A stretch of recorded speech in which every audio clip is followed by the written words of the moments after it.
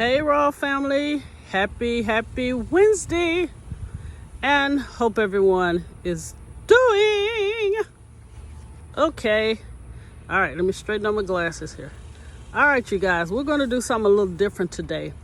I had a lady who emailed me about one of my cakes, and she was asking about the flour, and I thought it would be good.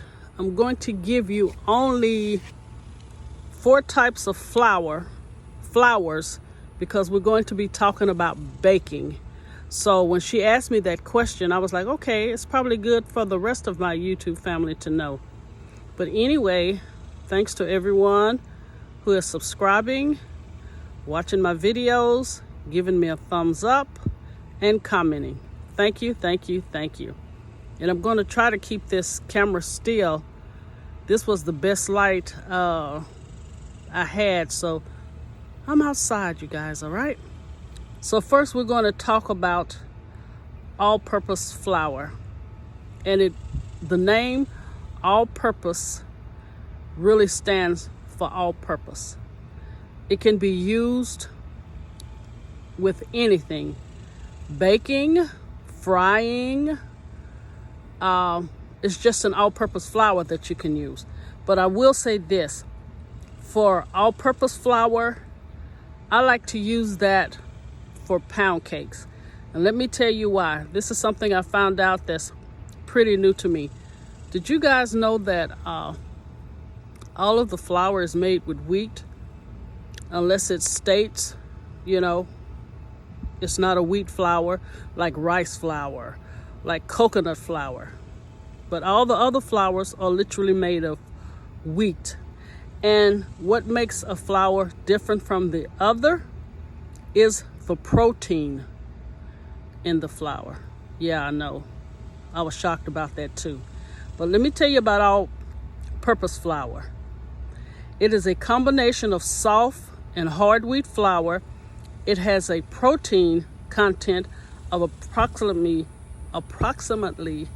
10 to 12%. Remember this. The higher the protein, the higher the gluten. And what gluten does is help your cakes, your baked goods to rise. And all-purpose flour usually tends to produce a more dense product. That's the reason I like it for pound cakes. I don't like a real soft pound cake. To me, it's really not pound cake. I was raised up on the real dense pound cakes. Yet they were moist, but they were dense. Okay, another flour that is very good to use, and again, it speaks for itself. It's called cake flour. Now, cake flour has a lower protein content, 5 to 8%. And what that does tends to bring a more soft and tender cake. But I want you guys to remember something. Cake flour can get very expensive if you're using it to make several cakes. Now, I read up on, and I tried it, to how you could take all-purpose flour and make it into cake flour. I'm not going to give you that because I tried it and I did not like it at all. It didn't work for me. So I'm not going to give you something that I tried and it didn't work. So remember, cake flour produces a more tender cake. Let's say coconut cake, yellow cake, chocolate cake. Those type of cakes, the cake flour will render a more tender cake. Okay, the next one, self-explanatory. Bread flour. Bread flour is the strongest of all flours because it has 12 to 14% more protein. Remember, higher the protein, higher the gluten. And it makes wonderful yeast breads, bagels, pretzels, and pizza dough. You would not use bread flour for cakes, pies. It's strictly for bread products. The next one, I know a lot of people ask, what's the difference between all-purpose flour and self-rising flour? Self-rising flour, the only thing that's different from the all-purpose and self-rising is because a leavener has been added to the flour, which is usually baking soda and salt.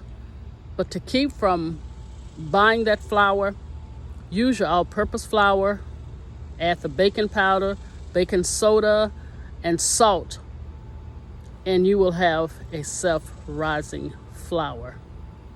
I hope this helps you guys when you're deciding, to make desserts. Just remember, all-purpose, to me, gives you more bang for your buck because you can use it for other things. Cake flour is strictly for cake products and muffins. So I would say all-purpose flour is the way to go. Once you get all-purpose, and with this economy, you really want to try to economize and shop smartly. But anyway, with that being said, you guys, thank you so much for watching. If you like this content, please share, subscribe, and give me a thumbs up. I will be back again. I told you guys I'm going to talk about substitutions. Of course, in these stores now, they're very limited on certain products. So we need to know what to substitute if we don't have this certain product in our pantry or in our refrigerator. But until then, God bless you. Stay safe. And I will see you again very soon.